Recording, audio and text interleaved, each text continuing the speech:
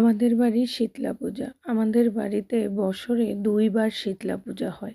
একটি হচ্ছে আষাঢ় মাসে শীতলা পূজা হয়, আরেকটি হচ্ছে চৈত্র মাসে শীতলা পূজা হয়। চৈত্র মাসের শীতলা পূজাটাকে শীতল পান্তা পূজা বলা হয়। কারণ হচ্ছে সে সময় হচ্ছে বসন্ত, ওই সিজন মাকে ঠান্ডা রেখে পুজো দিয়ে তারপরে সবাই যাতে মা থেকে সুরক্ষা পায় সেজন্য সেই পুজোটাকে শীতল পান্তা বলা হয়। সেই পুজোটার আগের দিন রাতের বেলা সবাই রান্না করে রাখে। পরদিন আর কেউ চুলো ধরায় না।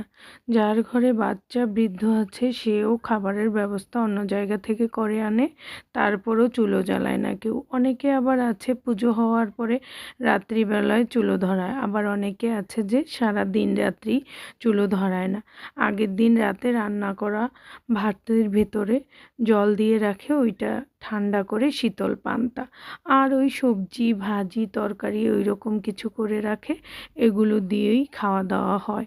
ওই সময় বসন্তের সিজন, এই জন্য মার থেকে সুরক্ষা রক্ষা পাওয়ার জন্য সবাই এই পুজোটা করে থাকে এই সিজনে। এই জন্য চৈত্র মাসে হচ্ছে শীতল পান্তা পূজা। আর আষাঢ় মাসের পুজোতে সবাই নৌকা ভাসিয়ে দেয়। মা ধন সম্পদের ভেলা নিয়ে আসে, এই জন্য নৌকা ভাসানো হয় আষাঢ় মাসে শীতলা পূজাতে। আমাদের বাড়ির সব মেয়ে বউরা একত্রিত হয়ে সবার সহযোগিতায় অনেক সুন্দরভাবে করে এই শীতলা মায়ের পূজা।